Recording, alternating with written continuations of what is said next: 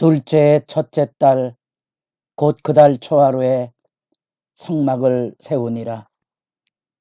새벽을 깨우는 거룩한 기도자 여러분, 주의 말씀을 따라 세상을 살아가고 주의 말씀의 등불로 세상을 비추며 살아가는 일에 정결함과 지혜로움과 평강의 복이 충만하기를 소망합니다. 오늘 우리가 읽어갈 말씀은 민수기 7장입니다. 5장과 6장에서 이어지는 정결규례의 마지막은 제사장의 축복으로 마감이 된다 그랬습니다. 이 하나님의 백성이 하나님 앞에 서서 이제 드디어 하나님과 동행하는 첫 발을 내딛는 그 여정의 준비를 지금 민수기 1장에서부터 10장까지 보고 있습니다. 그런 점에서 이 부분의 말씀은 출애굽기 40장에 나타난 성막에 하나님의 임재가 그 영광 가운데 세워진 그 출애굽 제2번째 해 1월 1일 성막이 완성이 되고 봉헌의 기간을 가져가는 그 장면 앞에 레위기 그 다음에 여기 민수기 7장에 나타난 헌물의 개념을 역사적인 흐름으로 이해하시는 부분입니다. 그 안에서 이제 하나님 앞에 드디어 이 성막 봉헌이 드려지는 그곳에 하나님과 더불어 약속의 땅으로 나아가는 행진을 향한 정비 기간입니다.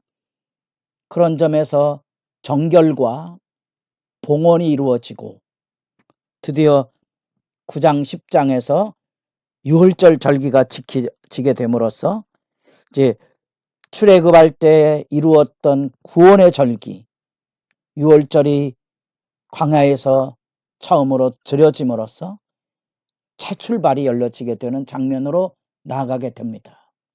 그 출발은 여기 7장 1절에 기름을 발라 거룩히 구별하고 그 구별한 날 그 가운데 이제 성막의 진행의 준비 절차가 되고 있는 모습을 보게 됩니다.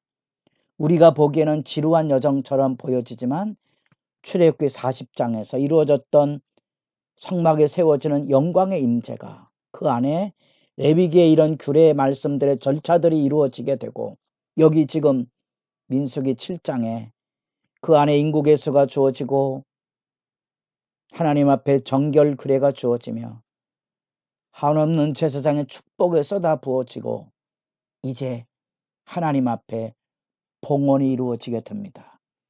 각 지파 지휘관의 앞장선 헌물을 성막 운용을 위한 수레와 수레를 끌고 갈 소가 각 지파의 지관들을 통하여 하나님 앞에 드려지게 됩니다.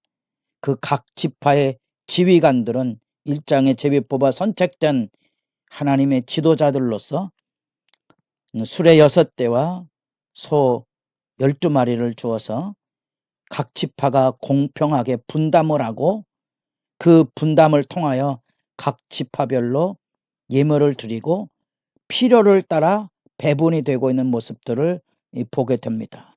그래서 그 배분은 성막의 이동을 위한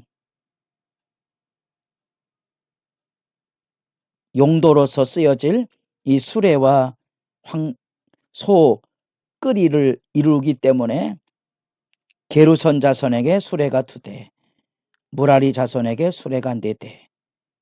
왜냐하면 무라리 자손이 성막의 널판과 기둥 부속품에 가장 무겁고 관리하기 어려운 부분들이기 때문에 2배나 되는 수레를 가졌고 고핫 자손에게는 수레가 분배되지 않았습니다. 왜냐하면 고핫 자손은 이 성전 기명에 대한 성막 기명에 대한 운반을 맡고 있기 때문에 그것은 다 하나님 앞에 어깨에 메어서 지고 가야 될 그런 항목이기 때문에 그렇습니다. 이렇게 자발적으로 필요를 따라 동일하게 공동의 책무를 가지고 하나님 앞에 드려진 제물이 필요를 따라 분배되었다는 사실도 우리가 말씀을 읽어가며 하나님의 사역이 어떤 절차와 원리를 가지고 움직여 가는지를 생각하고 돌아보게 합니다. 주님의 일은 이렇게 늘 성막교회에 대한 말씀을 나눌 때마다 행했던 것처럼 하나에서 10가지 하나님의 뜻과 하나님의 말씀에 합당한지를 살펴서 하나씩 하나씩 더더구나 공동의 책무와 필요를 따라 된 이런 분배의 질서들을 얼마나 지혜롭게 가져가느냐가 공동체가 어떻게 거룩함을 함께 지켜갈 수 있는지 그 지침이 되고 있다는 사실입니다. 우리가 성경에서 이런 말씀을 가볍게 여기고 지루하게 여겨 건너감으로써 교회를 하는데 너무 섣부르게 저마다 사람들이 자기 좋은 대로 편한 대로 상황에 따라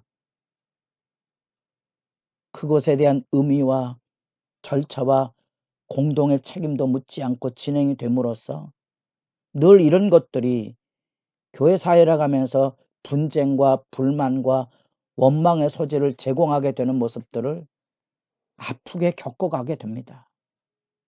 살펴보신 적이 있습니까? 하나님의 말씀의 이 절차를 자원에서 공동과 필요를 따라 나누어지는 이런 질서, 대표자들이 드리는 일들과 개인이 드려야 될 일들, 하나에서 10가지 하나님의 말씀과 명령과 규례를 통하여 이루어져가는 과정들을 주의해 봅니까? 이게 옛날 이야기처럼 들려지십니까? 아니면 여러분들이 교회 생활 하는데 이렇게 함께 분쟁과 원망이 없는 질서와 공동의 책임과 필요를 따라 분배하는 이 영적인 능력, 경건 질서를 우리가 얼마나 세워가고 있습니까? 왜 교회 생활이 이처럼 하나님의 성령의 도우심으로 이루어지는 아름다운 기억과 영광의 질서 앞에 고마워하고 감사하고 서로를 존중하는 이런 질서를 세워가지 못하는 원인이 어디 있다고 생각하십니까? 그 근원에 이처럼 하나님의 말씀을 주의해 보셔야 되는 거지요. 이것은 과거의 지루한 이야기를 읽고 있는 게 아닙니다. 하나님의 일, 성막을 중심으로 해서 하나님 앞에 일하는 그 본분과 지혜와 질서를 충분히 묵상하고 살펴서 우리가 주님의 일 할 때 실천 지침으로 삼아야 될 규례들을 만나 보아야 된다는 사실이죠. 그런 점에서 이런 영적인 질서에 대한 관심이 여러분들이 말씀을 읽어가는데 그 말씀 앞에서 묵상을 나눌 때마다 이 교회 안에 이게 너무 섣부르게 말하고 행동하고 있구나. 충분한 의견을 수렴하고 하나님의 뜻의 질서에 대한 얘기를 하고 몇 사람의 목소리 큰 사람으로 좌지우지 되는 이 교회의 비극적인 현실들을 자세히 살펴서 하나님의 뜻을 모아가는 일에 할 수 있거든 모든 사람의 뜻을 수용하고 받아들이는 그 기다려줌, 하나님의 어미의 질서 앞에 주의 뜻대로 이루어지다 합의하고 함께 주님의 사역에 공동의 책임과 직무를 짊어지고 가는 그 아름다운 교제의 질서들을 이 말씀 앞에서 우리가 만나보게 됩니다. 그 안에서 우리는 이런 기도를 배우게 됩니다. 하나님의 임재의 영광으로 세워진 성막을 통하여 하나님의 백성은 이제 하나님께로 나아갈, 하나님께서 하나님의 백성에 베푸신 은혜에 대한 감사의 예물, 봉헌을 통하여 하나님과 동행하는 이 준비가 이루어져가는 과정을 보게 됩니다. 여러분, 이 주님 앞에 드려지는 이 예물이 우리가 신약성경에 고르반이라는 말씀을 기억하십니까? 마가복음 7장에 그 말의 의미가 얼마나 왜곡이 되어 있는가를 우리가 살펴보게 됩니다. 이 자원과 즐거움으로 드려야 될 이 하나님 앞에서의 고르반 예물이 예수님 당대에 하나님의 계명을 어기는데 거짓된 의미로 쓰여지고 있는 모습들을 아프게 대조해 볼 수 있다면 나하고 하나님과의 관계 안에, 또 우리가 하나님을 섬기는 교회 일치의 관계 안에 이런 그릇된 걸림돌, 거짓의 망령들이 스스로 무너뜨리고 있는 모습을 보게 된다면 여러분의 기도가 어떻게 드려야 될지 분별이 되십니까? 삼가 주의하셔야 됩니다. 우리의 말과 행동과 실천이 빌립보서 2장에 나타난 대로 빛이 되어야 되는 거지요. 그 빛된 제물이 되고 예물이 되고 헌신이 되어야 되는 거지. 빛들로 나타나야 됩니다. 그 아름다운 질서를 우리가 여기서 봅니다. 각 지파 지휘관들이 앞장서서 헌물을 드리는 거지요.